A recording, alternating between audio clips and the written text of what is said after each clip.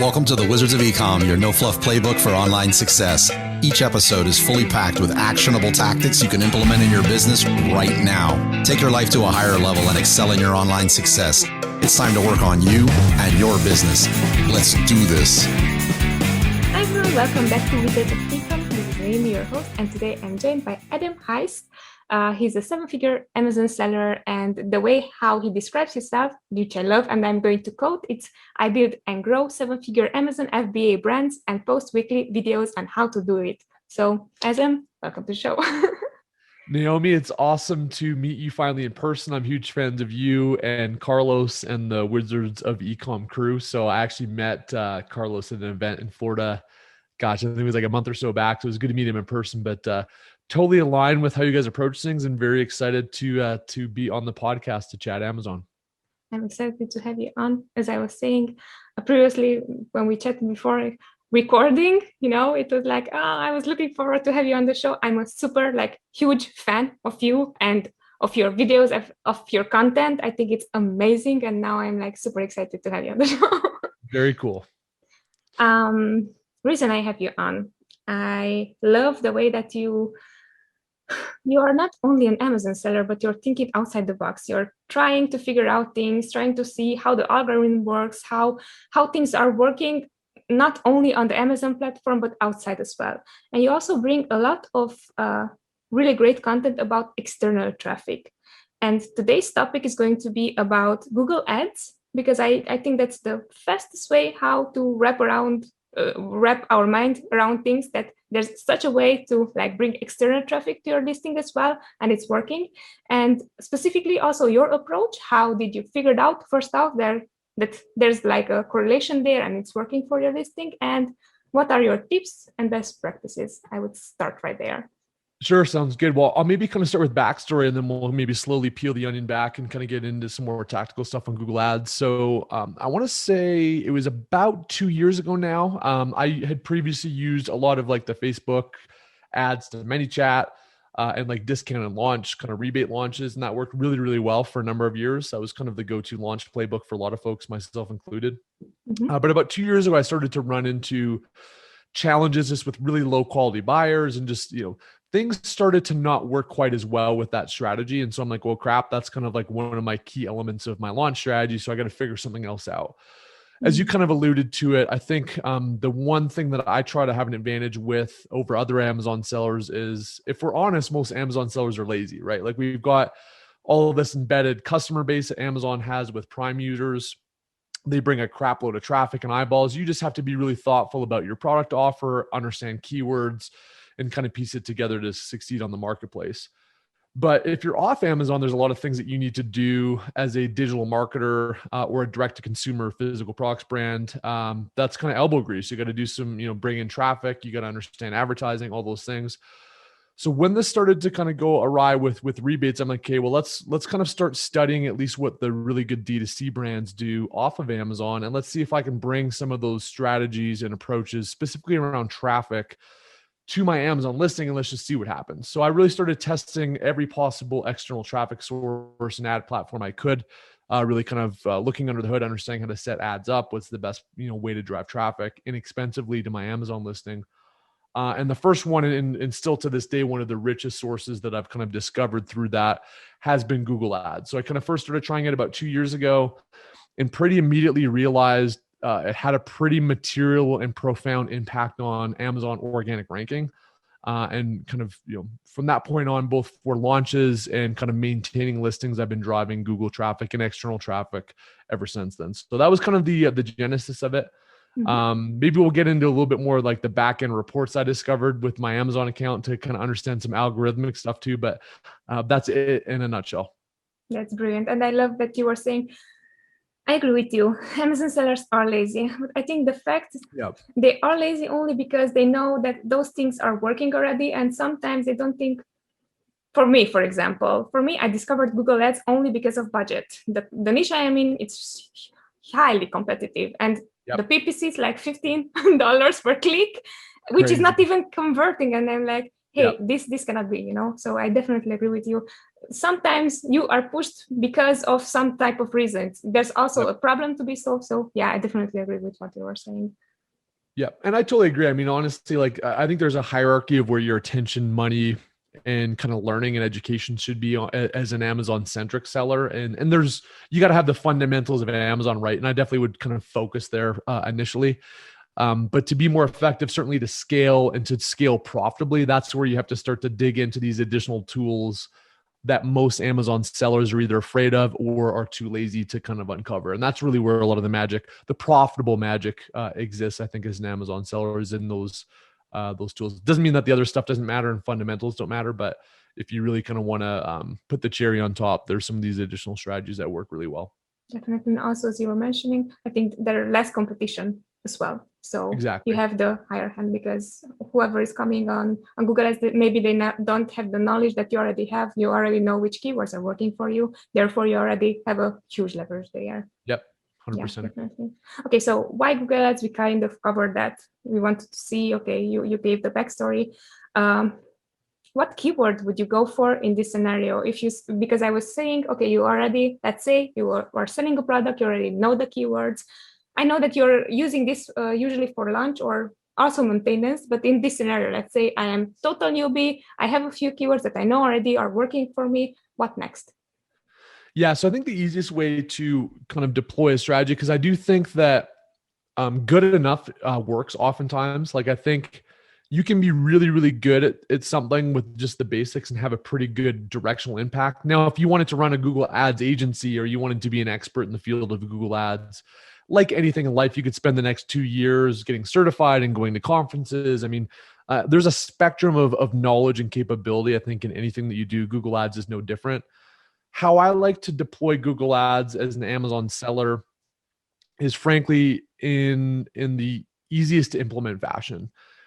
First of all, I think that the easiest way to kind of make this work effectively and have the biggest impact is when you use it at launches. Maybe we'll get into non-launch use cases later on, but to really trigger a lot of the algorithmic signals that Amazon is going to reward heavily with organic rank, the best impact is during honeymoon when you're launching a product. And in particular, these external traffic signals at a launch period are probably one of the most inexpensive, biggest impact things you can leverage. So I say for most folks, if you want to get into Google Ads, the easiest way to do it is to test it on a launch. That's going to be the easiest to kind of figure out. In terms of actual keywords, honestly, my approach is super simple. There's something called a Google Keyword Planner that is kind of very similar, I think, to Amazon oriented tools or software where you can kind of uncover keywords to bid on. Google Ads has that same thing, and it's called Google Keyword Planner. And it basically looks at what are people typing in various geographies or audiences in Google for various products. You can see search volume. You can see roughly what the cost per click is going to be. I don't mess with any of that. All I basically do is, as Amazon sellers, I think you should be, and probably a key part of your strategy when you're compiling a product and launching a product is going to be doing a deep dive keyword research. And there's lots of different methods to do it. But most of us should have anywhere from 20 to 200 keywords that we're really looking at targeting when we're launching a product on Amazon that are high relevance, that are kind of search volume that we want to see, that our competitors are ranking on. And so those very same keywords that you're building into your listing, maybe targeting with your Amazon pay-per-click campaigns, I use that same fleet of keywords when I'm launching a Google Ads campaign for the first time. So super unsophisticated. I'll take those 20 to 200 keywords that I've already uncovered for Amazon, and I basically plug those into the Google Ads platform and target those exact same words. Oftentimes when I'm launching a pay-per-click campaign on Amazon, as an example, I'm usually kind of, siphoning off certain keywords. Maybe I'm doing 1 to 10 keywords per ad group and kind of doing it in a very kind of spliced up way. For Google, I'm super simple. I dump them all usually into 1 or 2 campaigns. Usually if you're only running keyword campaigns on Google Ads at launch for say 2-3 weeks, there's not enough data that can really be accumulated to really, really optimize them too much, which is when you'd want to kind of be really sophisticated about your campaign structure. So that's what I do. Take 20 to 200 keywords, dump them into a single Google Ads campaign. I'll usually use exact targeting, but you can also use broad or phrase targeting, very similar to the structure that you see on Amazon.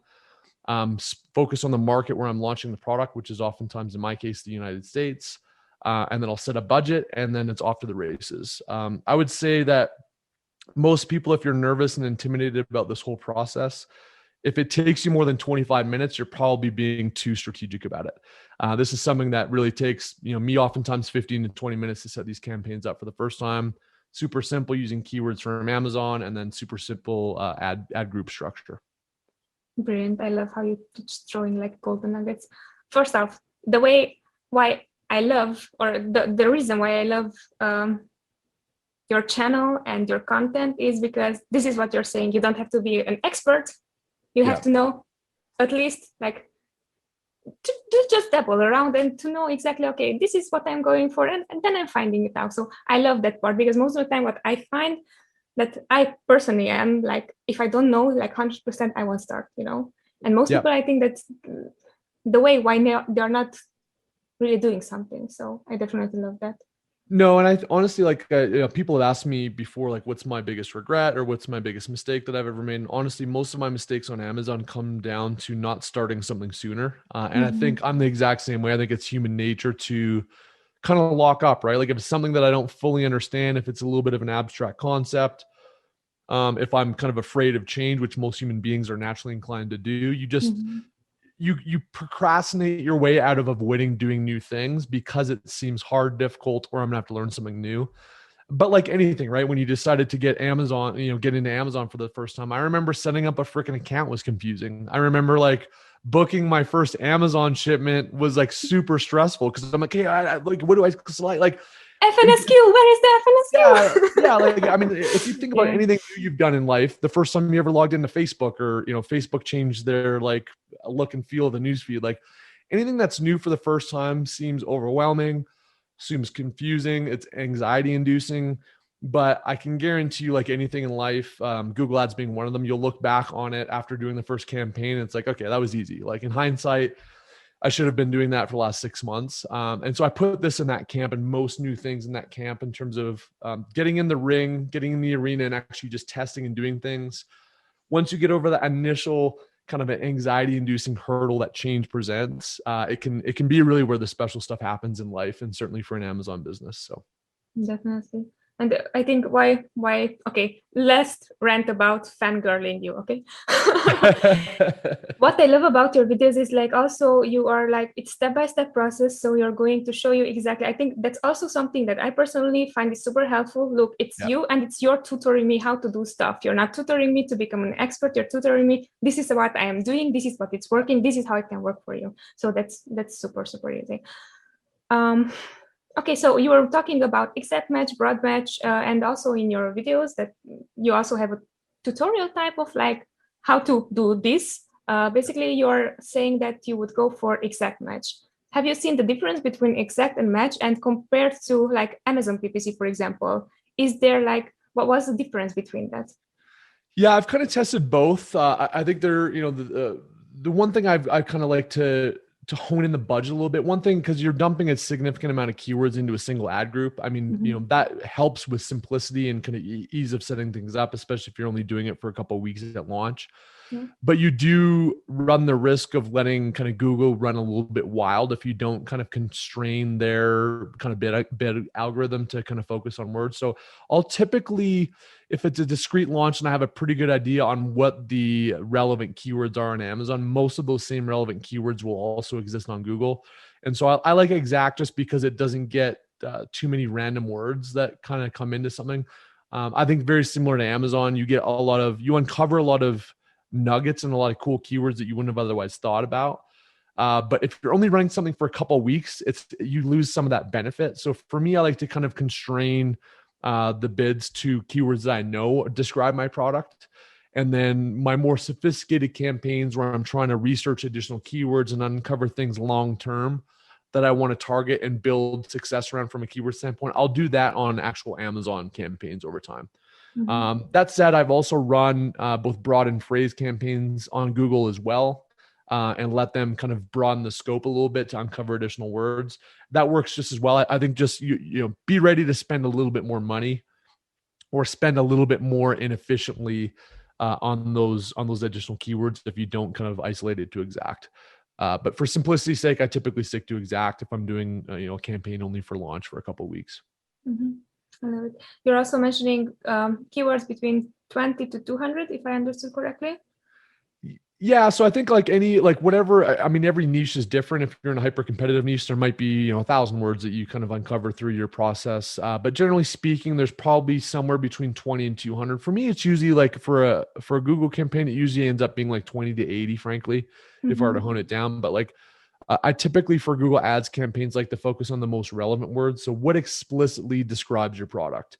When you start to get into nuanced stuff and more broad kind of things that they might describe your category, but it may not explicitly describe your product, I'll usually leave those off of the targeting. So for me, it ends up usually for a Google ad campaign being like 20 to 80, but I would say for most folks, it's in that 20 to 200 kind of range.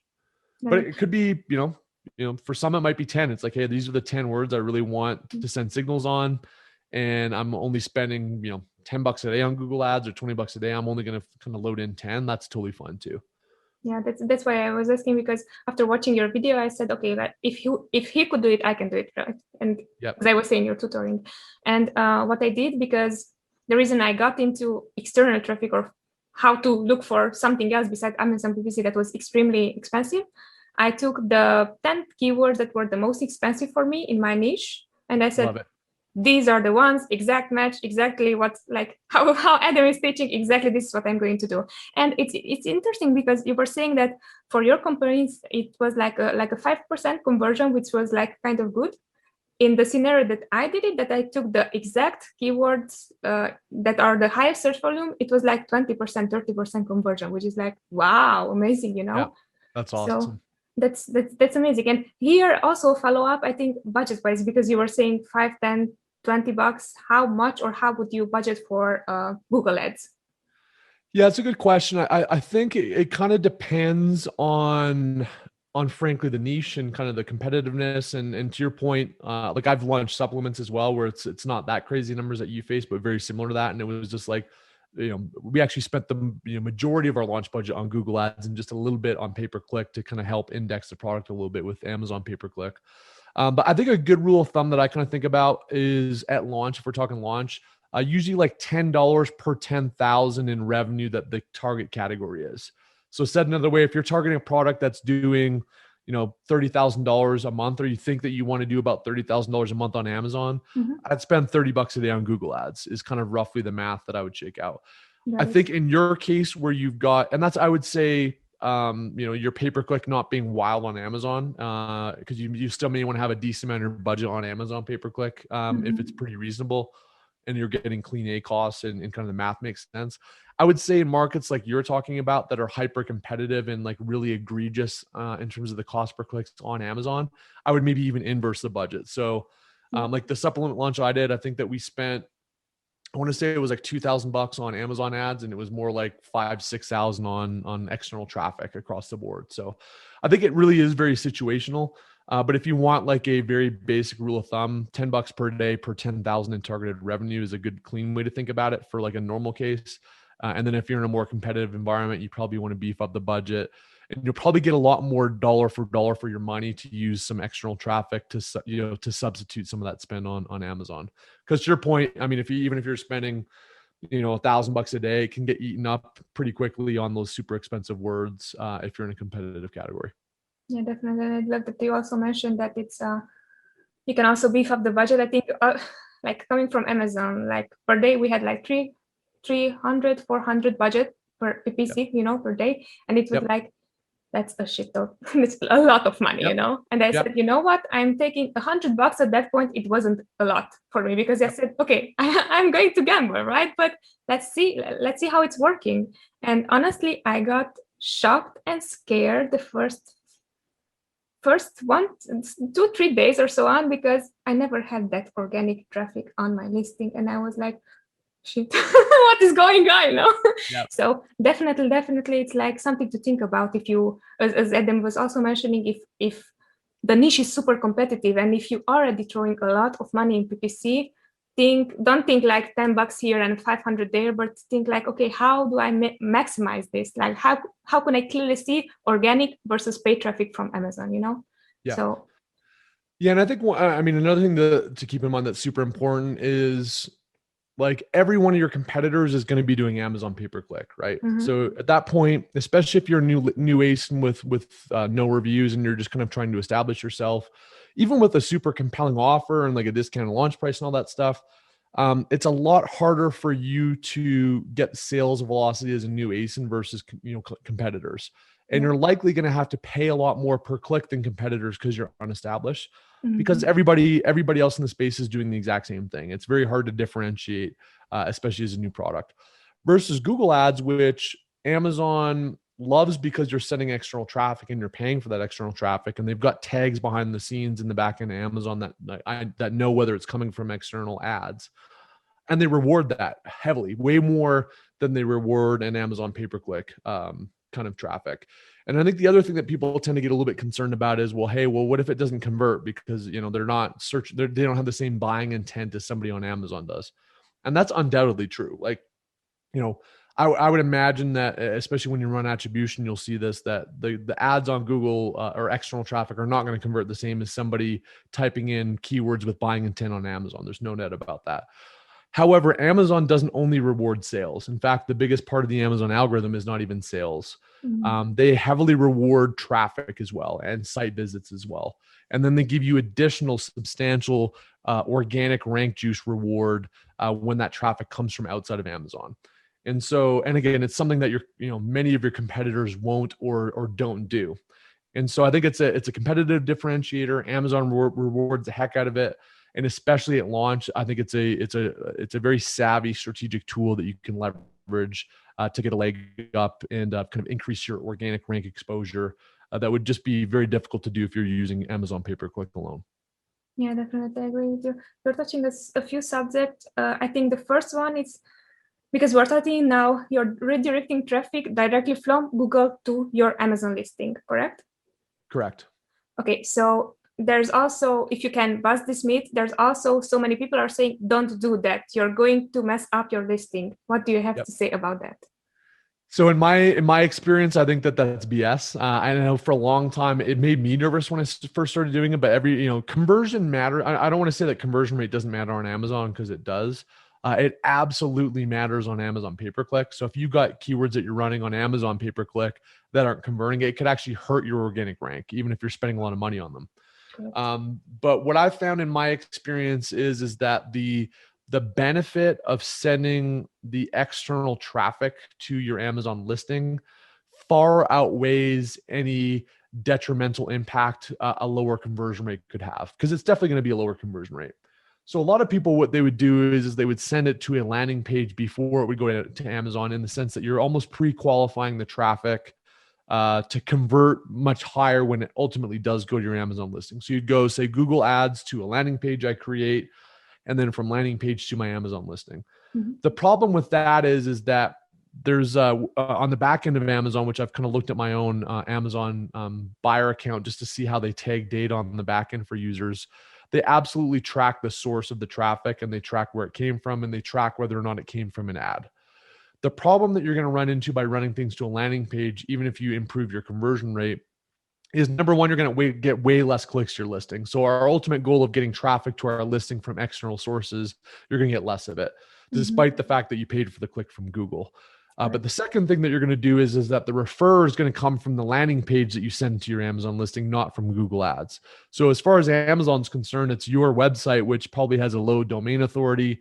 They don't really know it. They're not going to reward your website or your landing page source URL in the same way that they're going to reward a Google ad traffic. So for that reason, we basically send it straight shot. Don't even really do a whole lot of stuff with keywords from the Google ad to the Amazon listing. And I don't worry about conversion rate at all, because I've never personally seen conversion rate detrimentally impact organic rank when I'm running external traffic to Amazon. The reward of that external traffic has always increased rank and far outweighed any negative benefit from conversion rate. that's under the assumption, I would say too, that you still have to be running Amazon traffic. You still have to be getting clicks on your listing. You still got to be running pay-per-click. Like it can't all come from external ads, because you would have if all your traffic came from external and the conversion rate was 1%, that's going to look really bad. So it's a blend, right? It's part of the overarching tools that you would leverage, but assuming that you're using a bunch of different tools and you're also driving traffic on Amazon to your page, I've always seen the rank benefit far outweigh any detrimental impact. Love it. And I love also that you were mentioning, okay, landing page.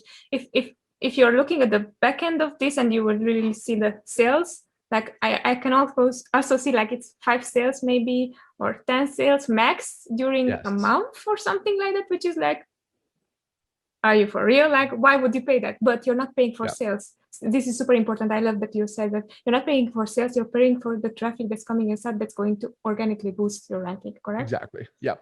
Yeah. And I would just say the other thing too is that the more visits you get to your listing on Amazon from Google. So, if you're going to an in-between page and it doesn't ultimately come to Amazon, you're also not going to get retargeting. So like, I'm sure as you've seen as an Amazon buyer, for folks that live in the US, especially, when you visit ASINs and you don't buy it, you're going to be getting emails in the weeks or months ahead that will show you that product and others in the category. When I'm searching on just my general internet browsing habits, I'm going to see retargeting display ads outside of Amazon for stuff that I've visited on Amazon. So the other thing that you get as a benefit of sending traffic is that Amazon's going to retarget those customers that come to your listing to try to get you to buy it later on, both through emails and through external and through ads on various display networks. Or when they log in again, they're going to say, hey, you looked at these 4 products recently, and one of those might be your product. So there's a lot of benefits in my view to sending it direct to Amazon. And I'm a firm believer in doing that. A cool hack there that I just discovered, because there's also a way how to, when we are going to get to how do you track this, there's also a way to have an affiliate link there to track it. And most of the time what you will see is like, hey, these people actually bought something else. Now I know that I can target that product because that's going to convert maybe for my listing, So there are like different benefits there that you can like, hey, this is not only just like for sales. I think it's like data gathering rather than sales, achieving more sales. How do you see 100%. that? Yeah. And I think that's also why I think that Amazon wants people to convert and buy stuff, but they're less concerned about that. I'm sure that they know that regardless of if an external person visits Amazon and visits your listing, even if they don't purchase your product, Amazon has additional data on that customer. They're likely already an Amazon customer, but they might have enrolled a new user to Amazon, but they've got additional data points that they can retarget and monetize that page view. And that's, I think, another reason why they're going to reward your listing if you're the source of that traffic. What do you use for conversion tracking? Yeah, good question. Again, kind of looking at simplicity first, what I would actually recommend to most people, which might be hearsay in a lot of like analytical e-com circles, is don't worry about tracking your first couple campaigns. Because like tying in long story short, we use Amazon attribution, which we can get into in a second, but it can be a little bit kind of annoying to set up for the first time.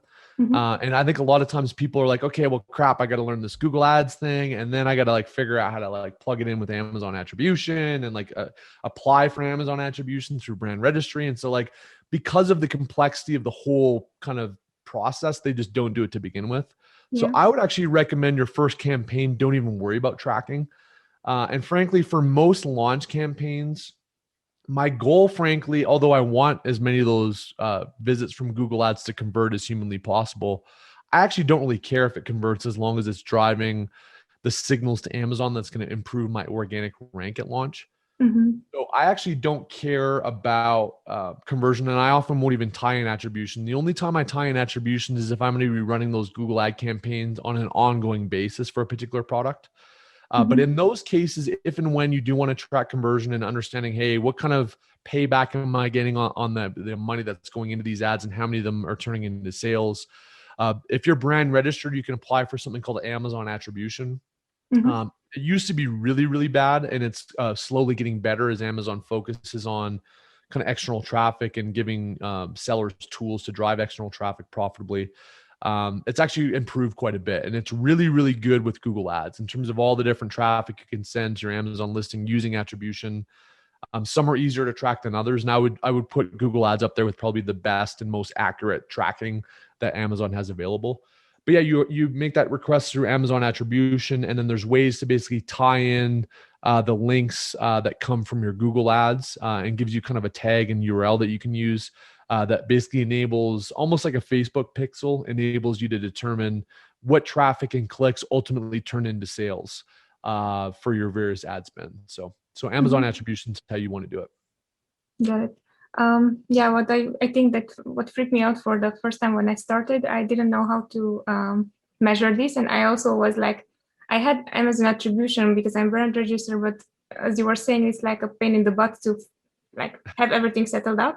And at some point it was like, look, I don't know if it's converting or not, but I see organic sales going up. Exactly. And I was like, that's the most important thing. So yeah, Agreed. I was just running with it. Yep. All right, so we were talking about conversion. I think, is there anything that I should have asked and I haven't at this point? I think one thing that we can maybe talk about if you want to is it just came out this week, but Amazon is now paying you for external traffic that you bring, external sales. So we maybe can talk about that really quick. Definitely. And also pitch the name of the program because it's like a specific name for it. Cool. Sure. I mean, like, go on. Okay, cool. So yeah, I would say another like really, I think, exciting development. It also kind of shows how much Amazon really likes and cares about external traffic is actually just this week, they've come out with a new program that basically is going to give you a 10% reward on any external traffic that's tied in through the Amazon attribution program that you bring to Amazon that actually converts. So if you bring in a sale, let's say you bring in a sale that, they buy $100 worth of your stuff on Amazon through a Google ad, as an example. Yeah. Amazon will basically give you a $10 credit to your account for that sale. So super exciting. They're wanting to fund some of the costs of your advertising to encourage you to send that external traffic. I think a reason that they're doing this, if you look at other platforms like Walmart is one of the most prolific spenders on Google Ads. They're also really good at ranking products from Walmart.com on the first page of results on Google. So I think that they want to scale and arm sellers to be able to get into this external advertising game to drive as much traffic as possible to Amazon, and they're actually willing to pay you for it. So super exciting development in terms of hedging some of that costs that you will incur sending ads. They're basically going to pay 10% on sales, which I think is awesome and definitely something that people should look into. Definitely. And also good to mention, this is available only for brand owners. So if you are brand registered, then you just check it out. Definitely. Yeah. Another reason to get brand registry, not that there weren't enough already. Yeah. Besides all the beautiful reasons to have your own brand. Exactly. To be super respectful of your time, before we wrap up, I love to ask a few questions, my guess. First being, This is a new one though, it's a fun one. If you would have one superpower, which would be it? Oh, dang. Is this an Amazon-centric superpower? Decide for yourself. It can be anything. If I had one superpower right now, it would be to make shipping costs the same as they were last year. That would be, if I could raise my magic wand, honestly, truly, if logistics were a little bit easier, because I do feel like I'm sure like most Amazon sellers, and increasingly and probably inordinate amount of my time and my team's time is now being spent on operations. So obviously we love building products, we love building brands, we love the aesthetics and photography and marketing and all that stuff related to the customer. To kind of be successful now, a significant part of the game is operations, and operations isn't fun. Booking shipments, finding inexpensive shipments, getting stuff into port, getting stuff shipping into Amazon, storing stuff at warehouses. If I were king for a day, it would be nice to rewind the world to like 14 months ago when we could just ship stuff straight into Amazon with $4,000 containers. That would be awesome. Or own everything and don't care about things. Exactly. Yeah, exactly. Brilliant. What is a purchase you've recently made to help you get better this case in to learn about Google Ads that is $50 or less? Yeah, that's a really good question. I think that honestly, the best way to spend $50 right now in the Amazon space is to just do stuff. I kind of like to learn by doing and experiment, but I think the more you can experiment and have kind of an innovation budget, so to speak, to spend on things that you don't care about the outcome. I think a lot of times we spend money with explicitly ROI in mind, right? Whether you're buying a course or you're buying an advertising platform or spending money on kind of a new marketing initiative or whatever it is that you're buying, you want to have like this, I want to have ROI on that money. I think when you think about spending money in terms of experimental learnings, even not knowing what those learnings or the value of those learnings are going to be, that for me has been some of the most like impactful stuff on my business. So if I were to spend $50, I would literally take 20 minutes today, learn Google Ads, and spend your first $50 on Google Ads. And that experience, even if it's like burning money, will be an incredible benefit to you as an entrepreneur, and it will be an incredible benefit potentially for your business. So yeah, I would do that. I'd take $50, spend it on Google Ads, and give it a crack, or a new traffic source you've thought of testing before, Pinterest ads, YouTube ads, you name the platform. Go to a platform you've never tested that you think would be really good for your consumers in terms of targeting them, and then take $50 and pretend like you're burning it and that you're never going to see it again, which you won't, and just see what happens. Yeah, I love it. And just to complement with what you were saying, I would think actually that's right there, your ROI, because now you know for $50 100%. what's working and what's not working. So 100%. definitely rather test and see, because most of the time it's the things that are not working, those are the most expensive. Yeah. So yeah, brilliant. Books, 3 favorite books, and why do you love them? Yeah, that's a good question. I'm not a huge reader, to be honest. I've started to, so I'm a big mountain biker. That's like kind of what I want to do in my free time. That's like one of the reasons why I got into Amazon, is I wanted to have the flexibility, like in the middle of the day, to go mountain biking or skiing. Like that's kind of what life's about for me, is like having an unimpeded schedule, or at least controlling my schedule. But I've started to listen to a lot of audiobooks. So I'm more of a listener than I am a reader of content. But I think a couple that I've really liked, Deep Work by Newport. It's been one that I've been kind of following. I'm trying this year to really focus on leverage and scaling myself and how I think about my business. So Deep Work has been a really good one. Kind of the concept there is just like work blocking. So I think a lot of people like sit down for 9 hours and like chip away at stuff. They go on email, then they go on Facebook, then they'll do a little bit of work for a little bit, then they jump on a call, and like it's very distracted work, and it's not you're doing a lot of stuff, but you're not accomplishing a lot. And so Deep Work is really about like blocking time out to just be like hyper focused on the things that matter in your business, not being busy, but being thoughtful about your work. So I think Deep Work's a great one. One of my classics, I'll kind of, rewind the clock like 20 years, but it informs a lot of what I do in business. It's a book called Purple Cow by Seth Godin. The concept of that book is just being super unique, right? Like as Amazon sellers, we try to just like iterate on what else is out in the marketplace, but we don't really stand out in terms of the products we bring to market or how we bring them to market. Purple Cow is this concept of like, if you were driving through a field in Missouri or whatever, or on a highway in Missouri, and you looked out and you saw a purple cow in the middle of a field, like that would be crazy compelling. You'd get out of your car, you'd take photos of it, like it would be crazy. Make your products and your brands and the things that you bring to the table in business as unique as a purple cow, like something that's remarkable and worth talking about and worth seeing and worth clicking on, worth buying. So Purple Cow is an awesome book. And then another one, if you want to like burn some brain cells and like get really, really deep, this is not one that you can't listen in Audible. I've tried to, and it's a little bit difficult. So this is much more of a sit downer when you're ready to get deep in life, is a book called Principles by Ray Dalio. So he's super successful billionaire hedge fund investor, and just has a really unique take on both the business world as well as life in general. And so, just kind of the principles that have shaped his life and career kind of embedded in that book. Again, kind of heady stuff. It's a little bit deep, but gotten a ton of nuggets out of that book. So those would be my 3. So from I don't really read books, there you go, 3 brilliant books, but I don't really read them. Great. All right. Adam, it was a blast having you on the show. You are super, super knowledgeable. I certainly hope to have you back on the show because you have so much more to offer. And I think before you're leaving, I would ask you, how can people get a hold of you, say hello, get to know you better? Cool. Yeah. So 2 simple ways. First of all, if you're like me, I've learned a lot of about selling on Amazon through YouTube and just the materials that are on YouTube, free and accessible. So I've got a YouTube channel called Adam Heist. So if you just go to YouTube and in the search bar, type Adam Heist, you'll be able to find me. I've actually got a video on Google Ads end to end. I think it's about 30 minutes long. So if you wanted to learn how to implement what we talked about today, I've got a video on that.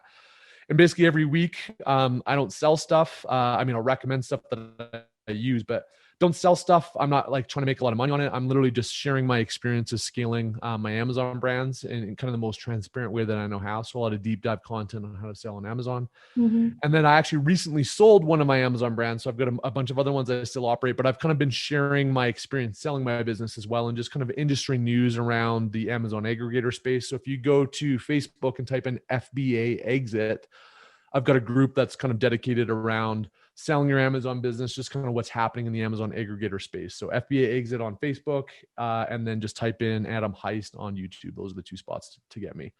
And I'm also a partner in Sellerize software. So if you guys are looking for a cool software tool, I know there's many out there. I use a bunch of them as well, but really kind of excited about what we're building there in terms of tools for sellers. So just go to sellerize.com/heist, and you can get a free month of Sellerize if you wanted to give that a crack. Brilliant. I think I said 2, but I really meant 3. Okay. that do it. So definitely. And yeah, as Adam was mentioning, this is how I found his stuff. He really has a lot of great content, and definitely go check out also the Facebook group. It's brilliant. And also I see you're really sharing the worldview of an Amazon seller trying to figure things out by himself without and that's super, super important. So thank you.